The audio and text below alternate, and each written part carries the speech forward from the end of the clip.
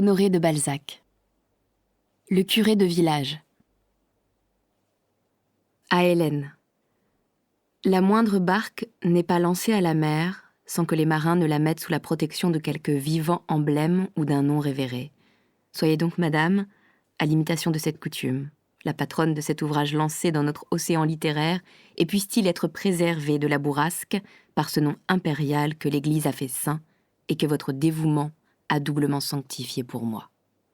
De Balzac. Chapitre 1er.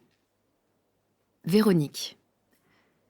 Dans le bas Limoges, au coin de la rue de la Vieille Poste et de la rue de la Cité, se trouvait il y a 30 ans une de ces boutiques auxquelles il semble que rien n'ait changé depuis le Moyen-Âge.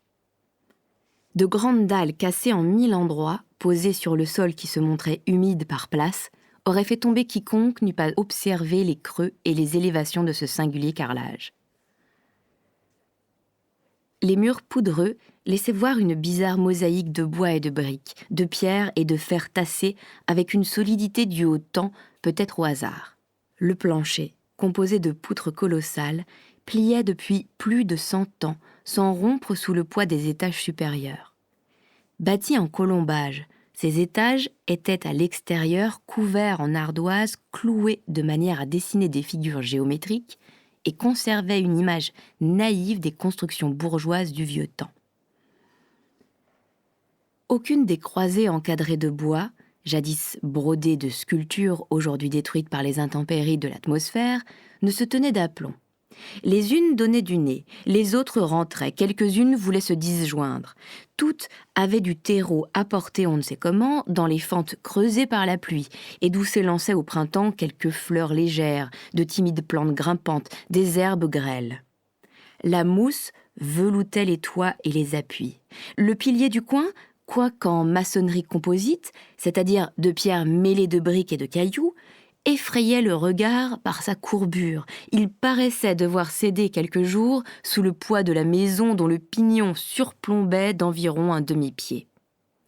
Aussi, l'autorité municipale et la grande voirie firent-elles abattre cette maison après l'avoir achetée afin d'élargir le carrefour. Ce pilier, situé à l'angle des deux rues, se recommandait aux amateurs d'antiquités limousines par une jolie niche sculptée où se voyait une vierge mutilée pendant la Révolution. Les bourgeois à prétention archéologique y remarquaient les traces de la marge en pierre destinée à recevoir les chandeliers où la piété publique allumait des cierges, mettait ses ex-voto et des fleurs. Au fond de la boutique, un escalier de bois vermoulu conduisait aux 2 étages supérieurs surmontés d'un grenier. La maison, adossée aux 2 maisons voisines, n'avait point de profondeur et ne tirait son jour que des croisées. Chaque étage ne contenait que 2 petites chambres, éclairées chacune par une croisée, donnant l'une sur la rue de la Cité, l'autre sur la rue de la Vieille Poste. Au Moyen-Âge, aucun artisan ne fut mieux logé. Cette maison avait évidemment appartenu jadis à des faiseurs d'aubergeons, à des armuriers, à des couteliers, à quelques maîtres dont le métier ne haïssait pas le plein air. Il était impossible d'y voir clair sans que les volets ferrés fussent enlevés sur chaque face ou, de chaque côté du pilier, il y avait une porte, comme dans beaucoup de magasins situés au coin de 2 rues. À chaque porte, après le seuil en belle pierre usée par les siècles, commençait un petit mur à hauteur d'appui, dans lequel était une rainure répétée à la poutre d'en haut, sur laquelle reposait le mur de chaque façade. Depuis un temps immémorial, on glissait de grossiers volets dans cette rainure, on les assujettissait par d'énormes bandes de fer boulonnées. Puis, les 2 portes, une fois closes par un mécanisme semblable, les marchands se trouvaient dans leur maison comme dans une forteresse. En examinant l'intérieur que, pendant les premières 20 années de ce siècle, les Limousins virent encombré de ferrailles, de cuivre, de ressorts, de fer de roue, de cloches et de tout ce que les démolitions donnent de métaux, les gens qu'intéressait ce débris de la vieille ville y remarquaient la place d'un tuyau de forge, indiqué par une longue traînée de suie, détail qui confirmait les conjectures des archéologues sur la destination primitive de la boutique. Au premier étage était une chambre et une cuisine. Le second avait 2 chambres. Le grenier servait de magasin pour les objets plus délicats que ceux jetés pêle-mêle dans la boutique. Cette maison, louée d'abord, fut plus tard achetée par un nommé Sauvia, marchand forain qui, de 1792 à 1796, parcourut les campagnes dans un rayon de 50 lieues autour de l'Auvergne, en y échangeant des poteries, des plats, des assiettes, des verres, enfin, les choses nécessaires aux plus pauvres ménages, contre de vieux fers, des cuivres, des plombs, contre tout métal sous quelque forme qu'il se déguisât. L'Auvergnat donnait une casserole en terre brune de 2 sous pour 1 livre de plomb ou pour 2 livres de fer, bêche cassée ou brisée, vieille marmite fendue. Et, toujours juge en sa propre cause, il pesait lui-même sa ferraille. Dès la 3e année, Sauvia joignit à ce commerce celui de la chaudronnerie. En 1793, il put acquérir un château vendu nationalement et le dépeça. Le gain qu'il fit, il le répéta sans doute sur plusieurs points de la sphère où il opérait. Plus tard, ses premiers essais lui donnèrent l'idée de proposer une affaire en grand à l'un de ses compatriotes à Paris. Ainsi, la bande noire, si célèbre par ses dévastations, naquit dans la cervelle du vieux Sauvia, le marchand forain que tout Limoges a vu pendant 27 ans dans cette pauvre boutique au milieu de ses cloches cassées, de ses fléaux, de ses chaînes, de ses potences, de ses gouttières en plomb tordu, de ses ferrailles de toute espèce. On doit lui rendre la justice de dire qu'il ne connut jamais ni la célébrité ni l'étendue de cette association. Il n'en profita que dans la proportion des capitaux qu'il avait confiés à la fameuse maison Brézac. Fatigué de courir les foires et les villages, l'Auvergnat s'établit à Limoges, où il avait, en 1797, épousé la fille d'un chaudronnier veuf, nommé Champagnac. Quand mourut le beau-père, il acheta la maison où il avait établi d'une manière fixe son commerce de ferrailleur, après l'avoir encore exercé dans les campagnes pendant 3 ans en compagnie de sa femme. Sauvia atteignait à sa 50e année quand il épousa la fille au vieux Champagnac, laquelle, de son côté, ne devait pas avoir moins de 30 ans. Ni belle ni jolie, la Champagnac était née en Auvergne, et le patois fut une séduction mutuelle.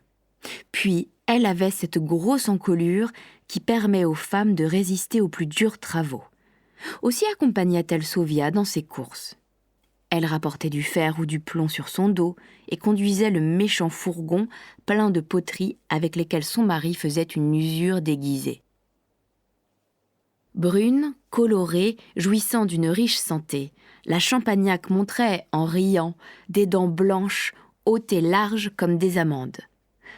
Enfin, elle avait le buste et les hanches de ces femmes que la nature a faites pour être mères.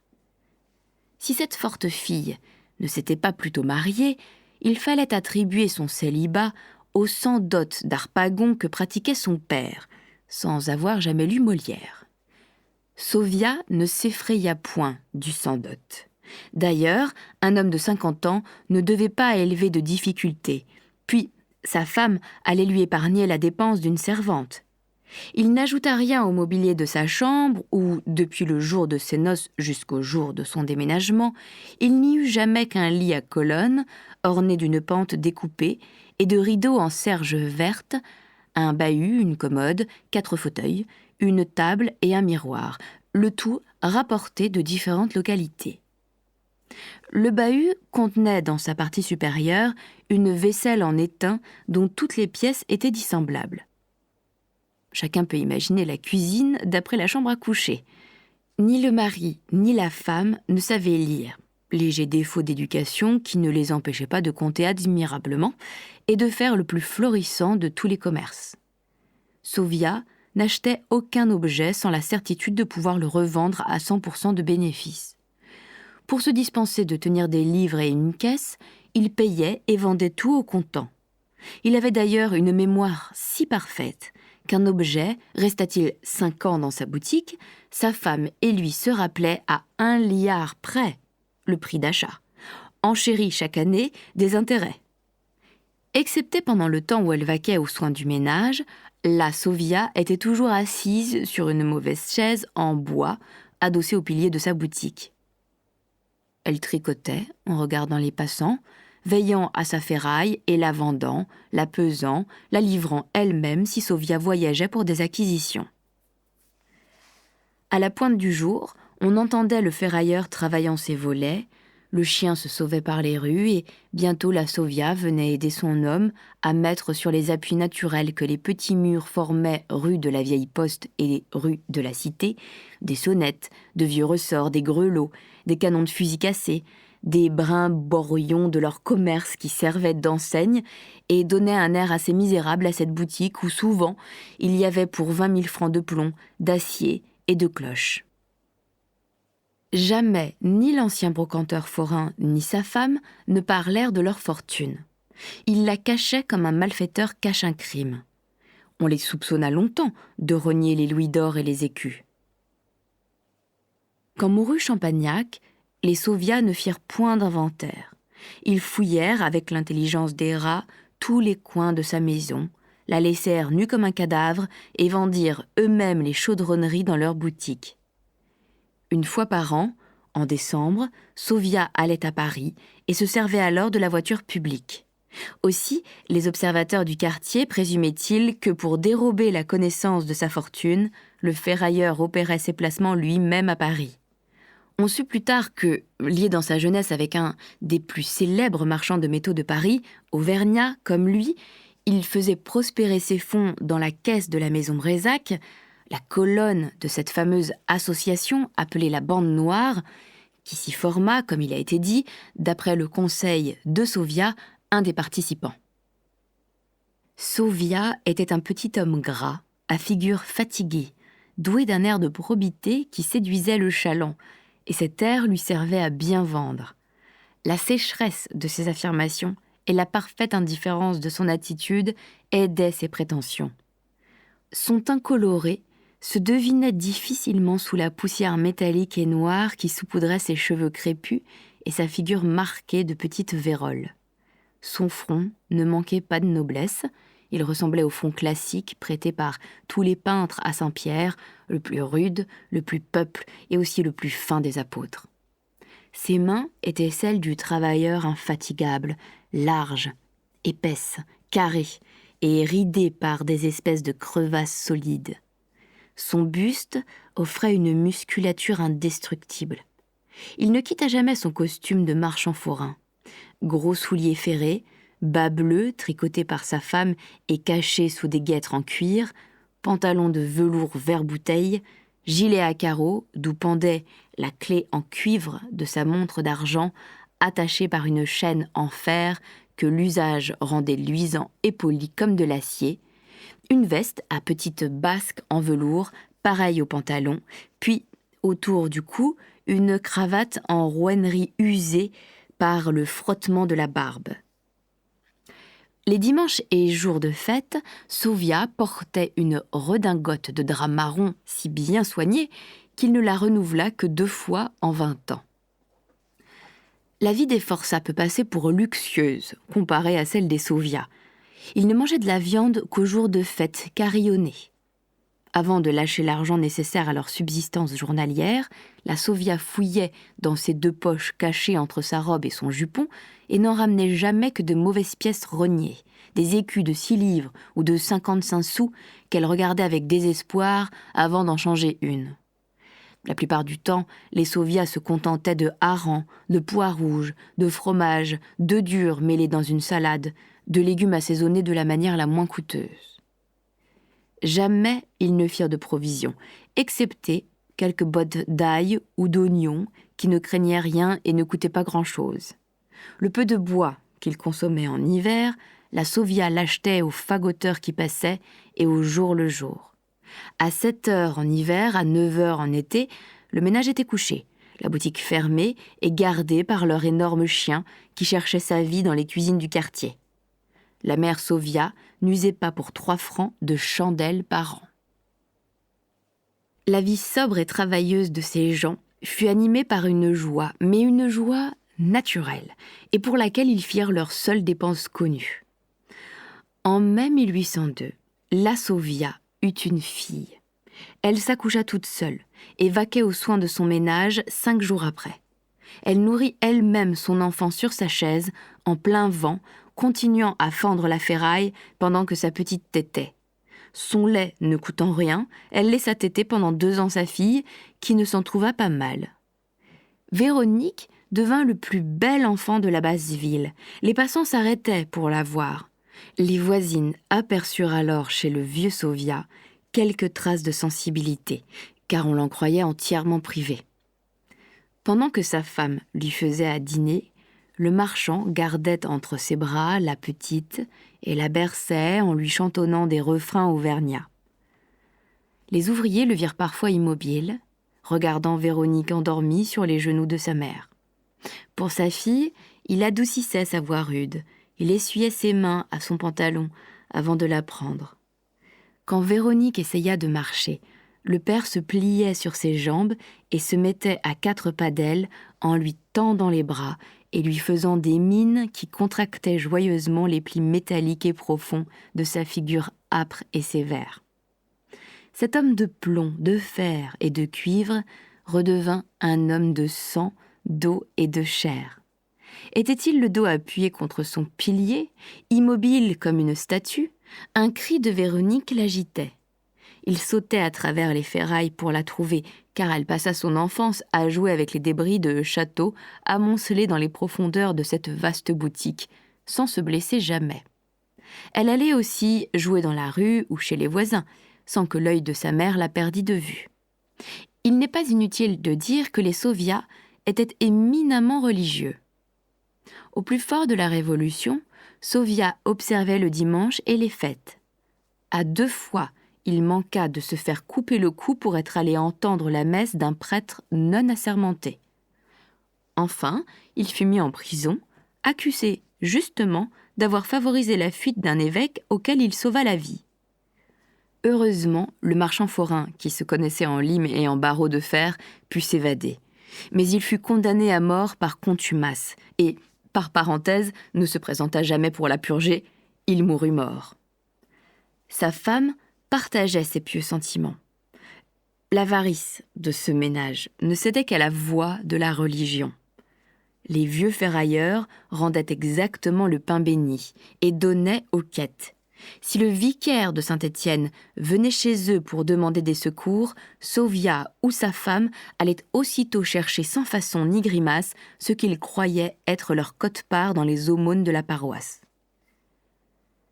La Vierge mutilée de leur pilier fut toujours, dès 1799, ornée de buis à Pâques. À la saison des fleurs, les passants la voyaient fêtée par des bouquets rafraîchis dans des cornets de verre bleu, surtout depuis la naissance de Véronique. Aux processions, les Sauvia tendaient soigneusement leurs maisons de drap chargées de fleurs et contribuaient à l'ornement, à la construction du reposoir, l'orgueil de leur carrefour. Véronique Sauvia fut donc élevée chrétiennement. Dès l'âge de 7 ans, elle eut pour institutrice une sœur grise, auvergnate, à qui les Sauvia avaient rendu quelques petits services. Tous deux, assez obligeants tant qu'il ne s'agissait que de leur personne ou de leur temps, étaient serviables à la manière des pauvres gens, qui se prêtent eux-mêmes avec une sorte de cordialité. La sœur grise enseigna la lecture et l'écriture à Véronique. Elle lui apprit l'histoire du peuple de Dieu, le catéchisme, l'Ancien et le Nouveau Testament, quelque peu de calcul. Ce fut tout. La sœur crut que ce serait assez. C'était déjà trop. À 9 ans, Véronique étonna le quartier par sa beauté.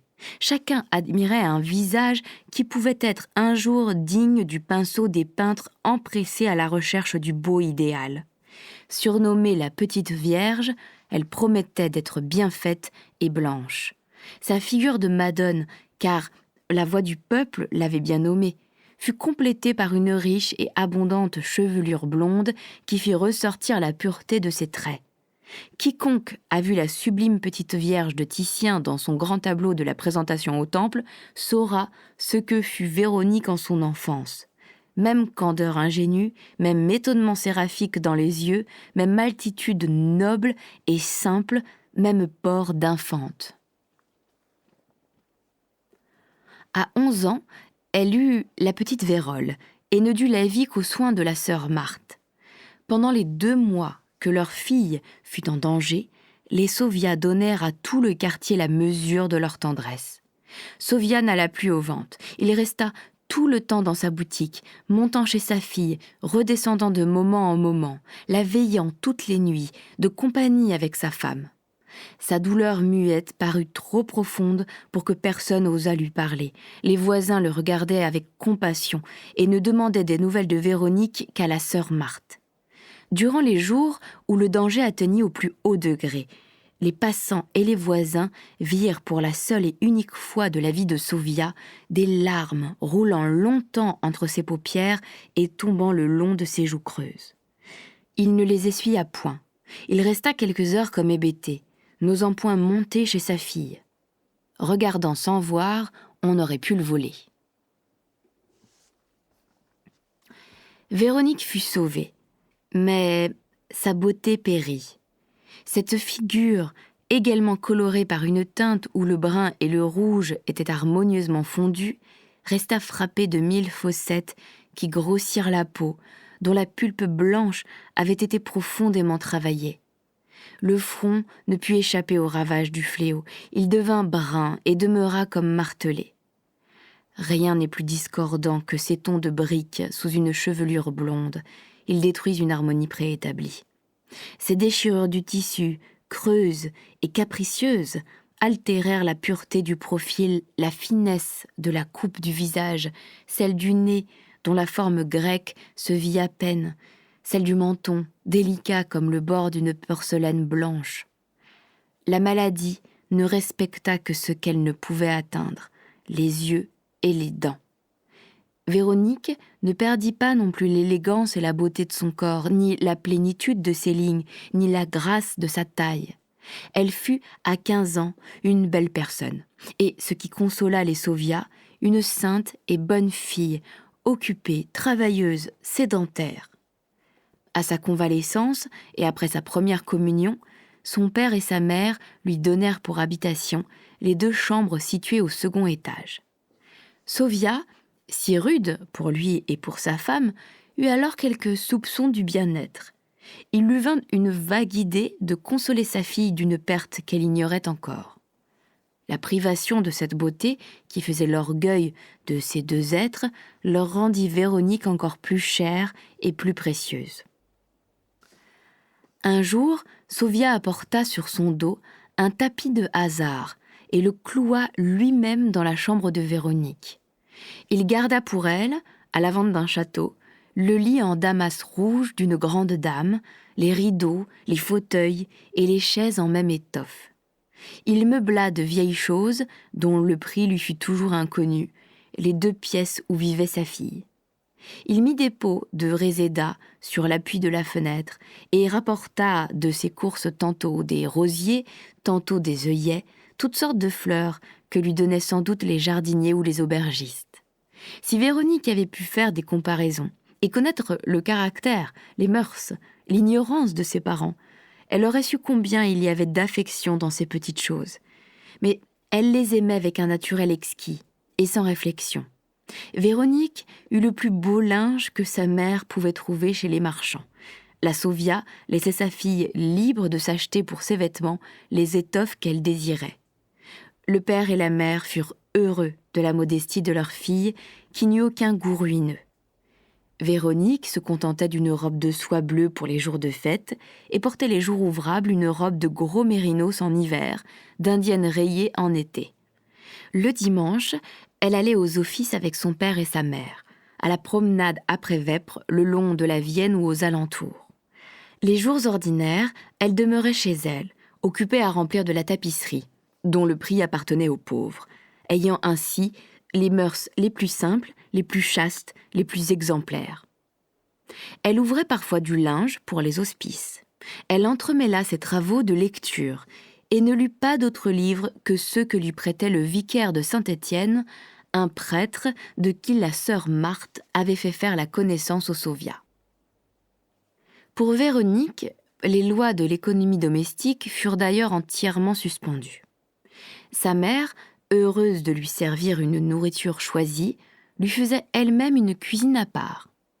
Le père et la mère mangeaient toujours leurs noix et leurs pains durs, leurs harengs, leurs pois fricassés avec du beurre salé, tandis que pour Véronique, rien n'était ni assez frais ni assez beau. « Véronique doit vous coûter cher », disait au père Sauvia un chapelier établi en face et qui avait pour son fils des projets sur Véronique en estimant à 100 000 francs la fortune du ferrailleur. « Oui, voisin, oui », répondit le vieux Sauvia. « Elle pourrait me demander 10 écus, je les lui donnerais tout de même. Elle a tout ce qu'elle veut, mais elle ne demande jamais rien. C'est un agneau pour la douceur. » Véronique, en effet, ignorait le prix des choses. Elle n'avait jamais eu besoin de rien. Elle ne vit de pièces d'or que le jour de son mariage. Elle n'eut jamais de bourse à elle. Sa mère lui achetait et lui donnait tout à souhait, si bien que, pour faire l'aumône à un pauvre, elle fouillait dans les poches de sa mère. « Elle ne vous coûte pas cher, » dit alors le chapelier. « Vous croyez cela, vous ?» répondit Sauvia. « Vous ne vous en tireriez pas encore avec 40 écus par an. Et sa chambre, elle a chez elle pour plus de 100 écus de meubles. Mais quand on n'a qu'une fille, on peut se laisser aller. Enfin, le peu que nous possédons sera tout à elle. » « Le peu ? Vous devez être riche, père Sauvia. Voilà 40 ans que vous faites un commerce où il n'y a pas de perte. »« Ah, l'on ne me couperait pas les oreilles pour 1200 francs, » répondit le vieux marchand de ferraille. À compter du jour où Véronique eut perdu la suave beauté qui recommandait son visage de petite fille à l'admiration publique, le père Sauvia redoubla d'activité. Son commerce se raviva si bien qu'il fit dès lors plusieurs voyages par an à Paris. Chacun devina qu'il voulait compenser à force d'argent ce que, dans son langage, il appelait les déchets de sa fille. Quand Véronique eut 15 ans, il se fit un changement dans les mœurs intérieures de la maison. Le père et la mère montèrent à la nuit chez leur fille, qui pendant la soirée leur lisait à la lueur d'une lampe placée derrière un globe de verre plein d'eau, la vie des saints, les lettres édifiantes, enfin, tous les livres prêtés par le vicaire. La vieille Sauvia tricotait en calculant qu'elle regagnait ainsi le prix de l'huile. Les voisins pouvaient voir de chez eux ces deux vieilles gens, immobiles sur leurs fauteuils comme deux figures chinoises écoutant et admirant leur fille de toutes les forces d'une intelligence obtuse pour tout ce qui n'était pas commerce ou foi religieuse. Il s'est rencontré sans doute dans le monde des jeunes filles aussi pures que l'était Véronique, mais aucune ne fut ni plus pure ni plus modeste. Sa confession devait étonner les anges et réjouir la Sainte Vierge. À 16 ans, elle fut entièrement développée et se montra comme elle devait être. Elle avait une taille moyenne, ni son père ni sa mère n'étaient grands, mais ses formes se recommandaient par une souplesse gracieuse, par ces lignes serpentines si heureuses, si péniblement cherchées par les peintres, que la nature trace d'elle-même si finement et dont les moelleux contours se révèlent aux yeux des connaisseurs, malgré les linges et l'épaisseur des vêtements, qui se modèlent et se disposent toujours, quoi qu'on fasse, sur le nu. Vrai, simple, naturel, Véronique mettait en relief cette beauté par des mouvements sans aucune affectation. Elle sortait son plein et entier effet, s'il est permis d'emprunter ce terme énergique à la langue judiciaire. Elle avait les bras charnus des Auvergnates, la main rouge et potelée d'une belle servante d'auberge, des pieds forts mais réguliers et en harmonie avec ses formes. Il se passait en elle un phénomène ravissant et merveilleux qui promettait à l'amour une femme cachée à tous les yeux. Ce phénomène était peut-être une des causes de l'admiration que son père et sa mère manifestèrent pour sa beauté, qu'ils disaient être divine, au grand étonnement des voisins. Les premiers qui remarquèrent ce fait furent les prêtres de la cathédrale et les fidèles qui s'approchaient de la sainte table. Quand un sentiment violent éclatait chez Véronique, et l'exaltation religieuse à laquelle elle était livrée alors qu'elle se présentait pour communier doit se compter parmi les vives émotions d'une jeune fille si candide, il semblait qu'une lumière intérieure effaça par ses rayons les marques de la petite Vérole. Le pur et radieux visage de son enfance reparaissait dans sa beauté première. Quoique légèrement voilé par la couche grossière que la maladie y avait étendue, il brillait comme brille mystérieusement une fleur sous l'eau de la mer que le soleil pénètre. Véronique était changée pour quelques instants. La petite Vierge apparaissait et disparaissait comme une céleste apparition. La prunelle de ses yeux, douée d'une grande contractilité, semblait alors s'épanouir et repoussait le bleu de l'iris qui ne formait plus qu'un léger cercle. Ainsi, cette métamorphose de l'œil, devenu aussi vif que celui de l'aigle, complétait le changement étrange du visage. Était-ce l'orage des passions contenues ? Était-ce une force venue des profondeurs de l'âme qui agrandissait la prunelle en plein jour, comme elle s'agrandit ordinairement chez tout le monde dans les ténèbres, en brunissant ainsi l'azur de ses yeux célestes ? Quoi que ce fût, il était impossible de voir froidement Véronique, alors qu'elle revenait de l'autel à sa place après s'être unie à Dieu, et qu'elle se montrait à la paroisse dans sa primitive splendeur. Sa beauté eût alors éclipsé celle des plus belles femmes. Quel charme pour un homme épris et jaloux que ce voile de chair qui devait cacher l'épouse à tous les regards, un voile que la main de l'amour lèverait et laisserait retomber sur les voluptés permises. Véronique avait des lèvres parfaitement arquées qu'on aurait cru peintes en vermillon, tant y abondait un sang pur et chaud. Son menton et le bas de son visage étaient un peu gras, dans l'acception que les peintres donnent à ce mot, et cette forme épaisse est, suivant les lois impitoyables de la physiognomonie, l'indice d'une violence quasi morbide dans la passion. Elle avait au-dessus de son front, bien modelé, mais presque impérieux, un magnifique diadème de cheveux volumineux, abondants et devenus châtains. Depuis l'âge de 16 ans jusqu'au jour de son mariage, Véronique eut une attitude pensive et pleine de mélancolie. Dans une si profonde solitude, elle devait, comme les solitaires, examiner le grand spectacle de ce qui se passait en elle. Le progrès de sa pensée, la variété des images et l'essor des sentiments échauffés par une vie pure. Ceux qui levaient le nez en passant par la rue de la Cité pouvaient voir par les beaux jours la fille d'Essovia, assise à sa fenêtre, cousant, brodant ou tirant l'aiguille au-dessus de son canevas d'un air assez songeur. Sa tête se détachait vivement entre les fleurs qui poétisaient l'appui brun et fendillé de ses croisées à vitraux retenus dans leur réseau de plomb. Quelquefois, le reflet des rideaux de damas rouge ajoutait à l'effet de cette tête déjà si colorée. De même qu'une fleur empourprée, elle dominait le massif aérien si soigneusement entretenu par elle sur l'appui de sa fenêtre. Cette vieille maison naïve avait donc quelque chose de plus naïf. Un portrait de jeune fille, digne de Mieris, de Van Ostade, de Terburg et de Gérardot, encadré dans une de ces vieilles croisées quasi détruites, frustes et brunes que leurs pinceaux ont affectionnées.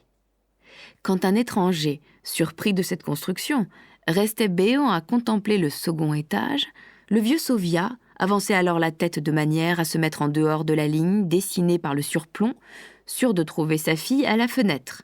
Le ferrailleur rentrait en se frottant les mains et disait à sa femme en patois d'Auvergne « Eh, la vieille, on admire ton enfant !» En 1820, il arriva dans la vie simple et dénuée d'événements que menait Véronique un accident qui n'eut pas eu d'importance chez toute autre jeune personne, mais qui peut-être exerça sur son avenir une horrible influence. Un jour de fête supprimée, qui restait ouvrable pour toute la ville, et pendant lequel les Soviats fermaient boutique, allaient à l'église et se promenaient, Véronique passa, pour aller dans la campagne, devant l'étalage d'un libraire, où elle vit le livre de Paul et Virginie.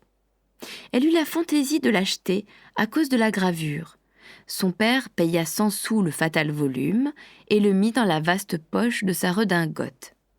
« Ne ferais-tu pas bien de le montrer à monsieur le vicaire ?»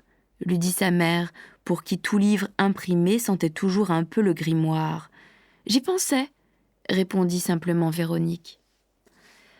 L'enfant passa la nuit à lire ce roman, l'un des plus touchants livres de la langue française. La peinture de ce mutuel amour, à demi biblique et digne des premiers âges du monde, ravagea le cœur de Véronique. Une main, doit-on dire divine ou diabolique, enleva le voile qui jusqu'alors lui avait couvert la nature. La petite Vierge enfouie dans la belle fille trouva le lendemain ses fleurs plus belles qu'elles ne l'étaient la veille. Elle entendit leur langage symbolique. Elle examina l'azur du ciel avec une fixité pleine d'exaltation. Et des larmes roulèrent alors sans cause dans ses yeux. Dans la vie de toutes les femmes, il est un moment où elles comprennent leur destinée, où leur organisation jusque-là muette parle avec autorité. Ce n'est pas toujours un homme choisi par quelque regard involontaire et furtif qui réveille leur 6e sens endormi, mais plus souvent, peut-être, un spectacle imprévu, l'aspect d'un site, une lecture, le coup d'œil d'une pompe religieuse, un concert de parfums naturels, une délicieuse matinée voilée de ses fines vapeurs, une divine musique aux notes caressantes, enfin quelques mouvements inattendus dans l'âme ou dans le corps. Chez cette fille solitaire, confinée dans cette noire maison, élevée par des parents simples, quasi rustiques, et qui n'avaient jamais entendu de mots impropres, dont la candide intelligence n'avait jamais reçu la moindre idée mauvaise. Chez l'angélique élève de la sœur Marthe et du bon vicaire de Saint-Étienne, la révélation de l'amour, qui est la vie de la femme, lui fut faite par un livre suave, par la main du génie. Pour tout autre, cette lecture eût été sans danger. Pour elle, ce livre fut pire qu'un livre obscène. La corruption est relative. Il est de nature vierge et sublime qu'une seule pensée corrompt, et elle y fait d'autant plus de dégâts que la nécessité d'une résistance n'a pas été prévue. Le lendemain, Véronique montra le livre au bon prêtre qui en approuva l'acquisition, tant la renommée de Paul et Virginie est enfantine, innocente et pure. Mais la chaleur des tropiques et la beauté des paysages, mais la candeur presque puérile d'un amour presque saint avait agi sur Véronique. Elle fut amenée par la douce et noble figure de l'auteur vers le culte de l'idéal, cette fatale religion humaine. Elle rêva d'avoir pour amant un jeune homme semblable à Paul. Sa pensée caressa de voluptueux tableaux dans une île embaumée. Elle nomma par enfantillage une île de la Vienne, sise au-dessous de Limoges, presque en face le faubourg Saint-Martial, l'île de France. Sa pensée y habita le monde fantastique que se construisent toutes les jeunes filles et qu'elles enrichissent par leur propre perfection. Elle passa de plus longues heures à sa croisée, en regardant passer les artisans, les seuls hommes auxquels, d'après la modeste condition de ses parents, il lui était permis de songer. Habituée sans doute à l'idée d'épouser un homme du peuple, elle trouva en elle-même des instincts qui repoussaient toute grossièreté. Dans cette situation, elle dut se plaire à composer quelques-uns de ces romans que toutes les jeunes filles se font pour elles seules. Elle embrassa peut-être avec l'ardeur naturelle à une imagination élégante et vierge la belle idée d'ennoblir un de ces hommes, de l'élever à la hauteur où la mettaient ses rêves. Elle fit peut-être un Paul de quelque jeune homme choisi par ses regards, seulement pour attacher ses folles idées sur un être, comme les vapeurs de l'atmosphère humide, saisies par la gelée, se cristallisent à une branche d'arbre au bord du chemin. Elle dut se lancer dans un abîme profond, car si elle eut souvent l'air de revenir de bien haut en montrant sur son front comme un reflet lumineux, plus souvent encore, elle semblait tenir à la main des fleurs cueillies au bord de quelque torrent, suivies jusqu'au fond d'un précipice.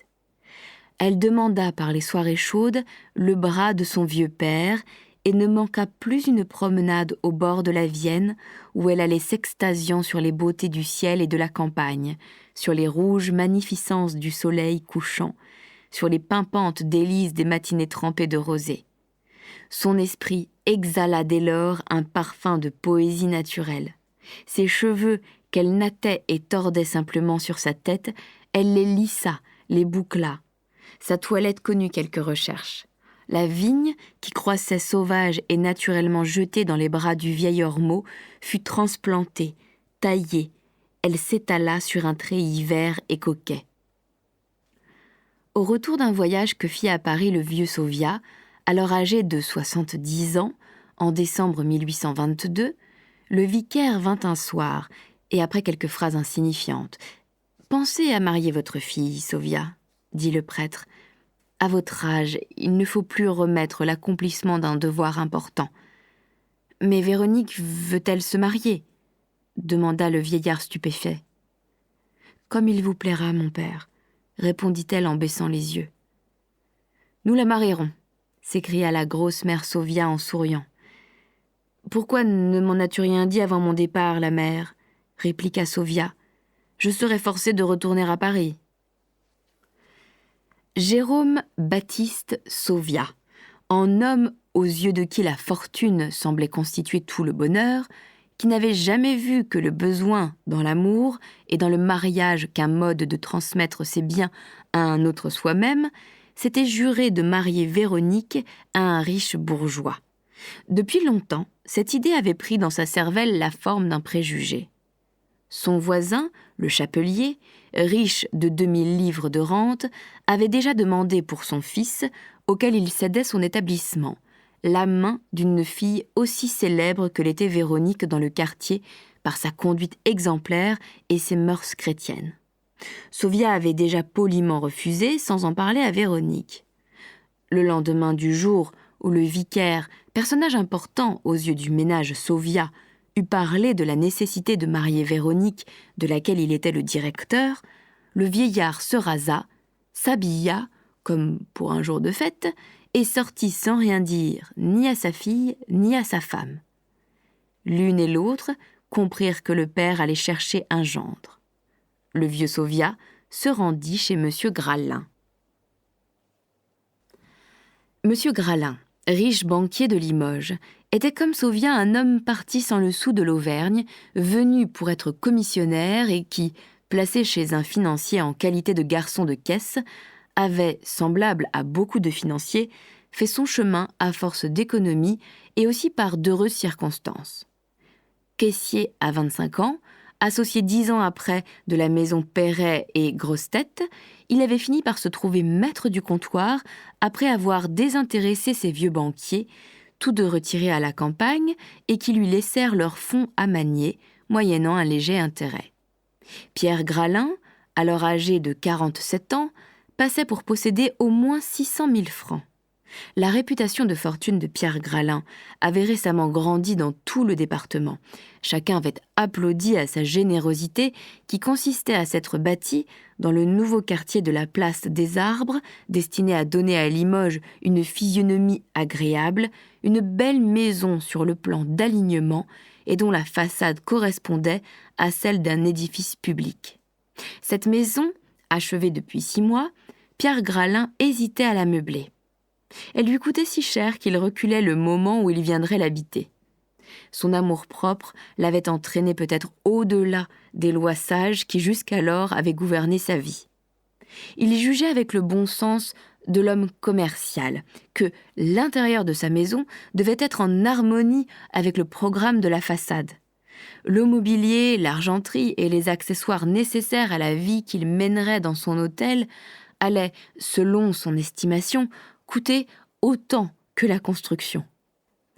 Malgré les dires de la ville et les lazzi du commerce, malgré les charitables suppositions de son prochain, il resta confiné dans le vieux, humide et sale rez-de-chaussée où sa fortune s'était faite, rue Montant-Manigne.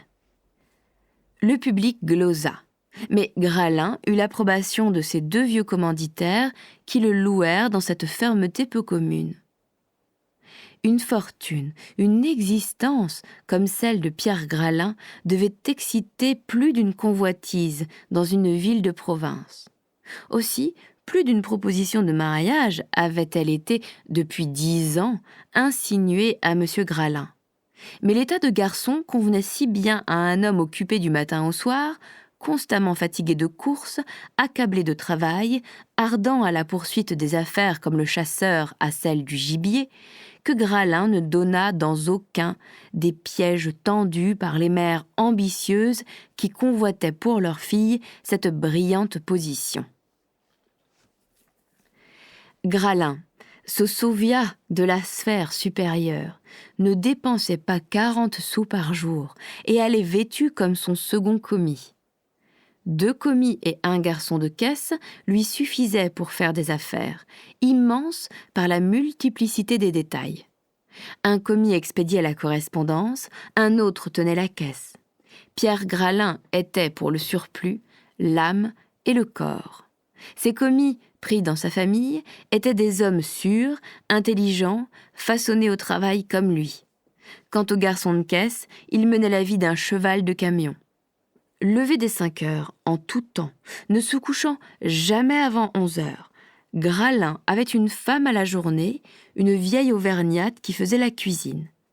La vaisselle de terre brune, le bon gros linge de maison, étaient en harmonie avec le train de cette maison. L'auvergnate avait ordre de ne jamais dépasser la somme de 3 francs pour la totalité de la dépense journalière du ménage. Le garçon de peine servait de domestique. Les commis faisaient eux-mêmes leur chambre. Les tables en bois noirci, les chaises dépaillées, les casiers, les mauvais bois de lit, tout le mobilier qui garnissait le comptoir et les 3 chambres situées au-dessus ne valait pas 1000 francs, y compris une caisse colossale, tout en fer, scellée dans les murs, léguée par ses prédécesseurs et devant laquelle couchait le garçon de peine avec 2 chiens à ses pieds. Gralin ne hantait pas le monde où il était si souvent question de lui. 2 ou 3 fois par an, il dînait chez le receveur général, avec lequel ses affaires le mettaient en relation suivie. Il mangeait encore quelquefois à la préfecture. Il avait été nommé membre du conseil général du département, à son grand regret. Il perdait là son temps, disait-il. Parfois, ses confrères, quand il concluait avec eux des marchés, le gardaient à déjeuner ou à dîner. Enfin, il était forcé d'aller chez ses anciens patrons qui passaient les hivers à Limoges. Il tenait si peu aux relations de société qu'en 25 ans, Gralin n'avait pas offert un verre d'eau à qui que ce soit. Quand Gralin passait dans la rue, chacun se le montrait en se disant « Voilà monsieur Gralin », c'est-à-dire « Voilà un homme venu sans le sou à Limoges et qui s'est acquis une fortune immense ». Le banquier auvergnat était un modèle que plus d'un père proposait à son enfant, une épigramme que plus d'une femme jetait à la face de son mari. Chacun peut concevoir par quelle idée un homme devenu le pivot de toute la machine financière du Limousin fut amené à repousser les diverses propositions de mariage qu'on ne se lassait pas de lui faire. Les filles de messieurs Perret et Grossetête avaient été mariées avant que Gralin eût été en position de les épouser. Mais comme chacune de ces dames avait des filles en bas âge, on finit par laisser Gralin tranquille, imaginant que soit le vieux Perret ou le fin Grossetête avait par avance arrangé le mariage de Gralin avec une de leurs petites filles. Sauvia suivit plus attentivement et plus sérieusement que personne la marche ascendante de son compatriote. Il l'avait connu lors de son établissement à Limoges. Mais leurs positions respectives changèrent si fort, du moins en apparence, que leur amitié, devenue superficielle, se rafraîchissait rarement. Néanmoins, en qualité de compatriote, Gralin ne dédaigna jamais de causer avec Sauvia quand, par hasard, ils se rencontrèrent. Tous deux, ils avaient conservé leur tutoiement primitif, mais en patois d'Auvergne seulement. Quand le receveur général de Bourges, le plus jeune des frères Grossetête, eut marié sa fille, en 1823, au plus jeune fils du comte de Fontaine, Sauvia devina que les Grossetête ne voulaient point faire entrer Gralin dans leur famille. Après sa conférence avec le banquier, le père Sauvia revint joyeux, dîner dans la chambre de sa fille, et dit à ses deux femmes : « Véronique sera Madame Gralin. »« Madame Gralin ?» s'écria la mère Sauvia stupéfaite. « Est-ce possible ?» dit Véronique, à qui la personne de Gralin était inconnue, mais à l'imagination de laquelle il se produisait comme se produit un des Rothschild à celle d'une grisette de Paris. « Oui, c'est fait, » dit solennellement le vieux Sauvia. « Gralin meublera magnifiquement sa maison. Il aura pour notre fille la plus belle voiture de Paris et les plus beaux chevaux du Limousin. Il achètera une terre de 500 000 francs pour elle et lui assurera son hôtel.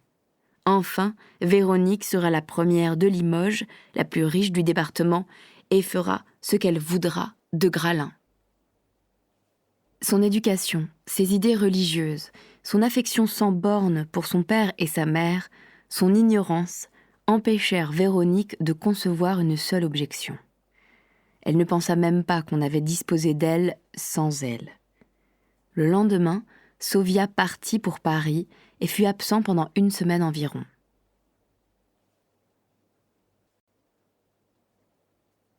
Pierre Gralin était, vous l'imaginez, peu causeur.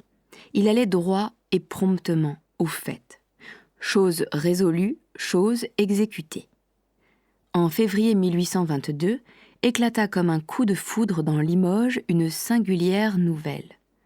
L'hôtel Gralin se meublait richement, des voitures de roulage venues de Paris se succédaient de jour en jour à la porte et se déballaient dans la cour.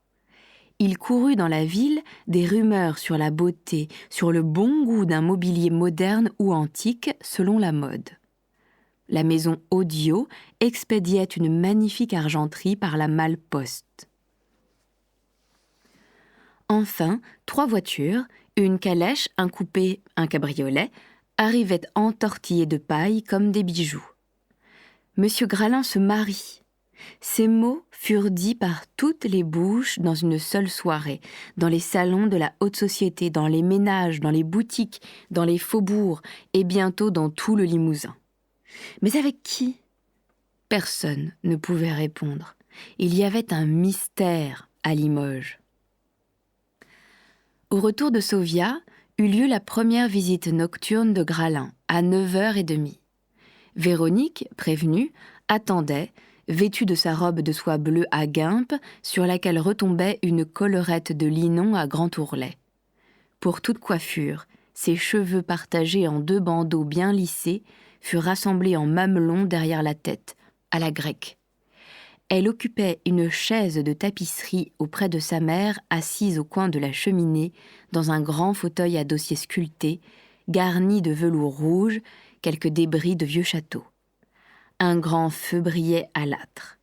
Sur la cheminée, de chaque côté d'une horloge antique, dont la valeur était certes inconnue aux Sauvia, 6 bougies, dans 2 vieux bras de cuivre figurant des sarments, éclairaient et 7 chambres brunes, et Véronique dans toute sa fleur. La vieille mère avait mis sa meilleure robe.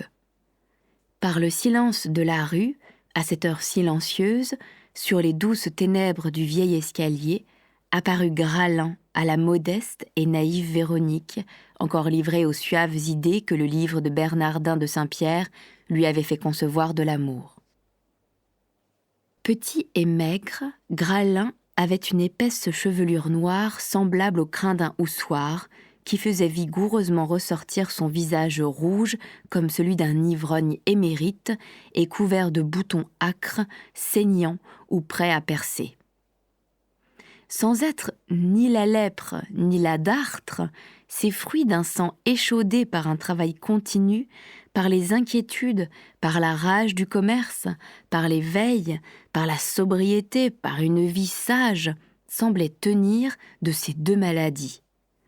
Malgré les avis de ses associés, de ses commis et de son médecin, le banquier n'avait jamais su s'astreindre aux précautions médicales qui eussent prévenu, tempéré cette maladie d'abord légère et qui s'aggravait de jour en jour.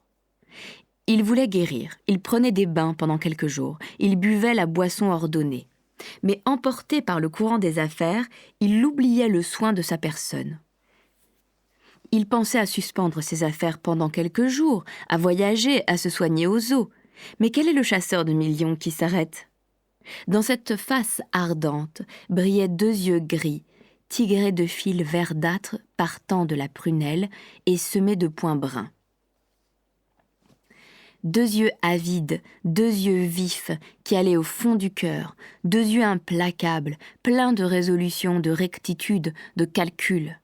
Gralin avait un nez retroussé, une bouche à grosses lèvres lipues, un front cambré, des pommettes rieuses, des oreilles épaisses à large bord corrodées par l'âcreté du sang.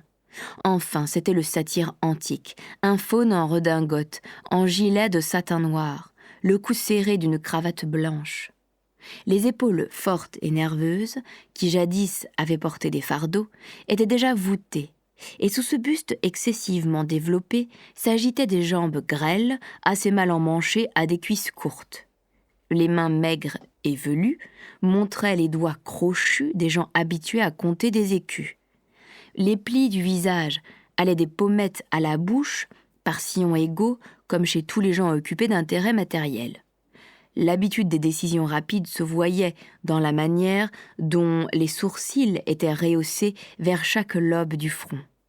Quoique sérieuse et serrée, la bouche annonçait une bonté cachée, une âme excellente, enfouie sous les affaires, étouffée peut-être, mais qui pouvait renaître au contact d'une femme. À cette apparition, le cœur de Véronique se contracta violemment. Il lui passa du noir devant les yeux. Elle crut avoir crié, mais elle était restée muette, le regard fixe. « Véronique, voici monsieur Gralin », lui dit alors le vieux Sauviat. Véronique se leva, salua, retomba sur sa chaise et regarda sa mère qui souriait au millionnaire et qui paraissait, ainsi que Sauviat, si heureuse, mais si heureuse que la pauvre fille trouva la force de cacher sa surprise et sa violente répulsion. Dans la conversation qui eut lieu, il fut question de la santé de Gralin. Le banquier se regarda naïvement dans le miroir à taille, onglé et à cadre d'ébène. « Je ne suis pas beau, mademoiselle, » dit-il. Et il expliqua les rougeurs de sa figure par sa vie ardente. Il raconta comment il désobéissait aux ordres de la médecine. Nous espérons que vous avez apprécié cet aperçu. Pour continuer à écouter ce livre audio sur Google Play Livres, utilisez le lien dans la description de la vidéo.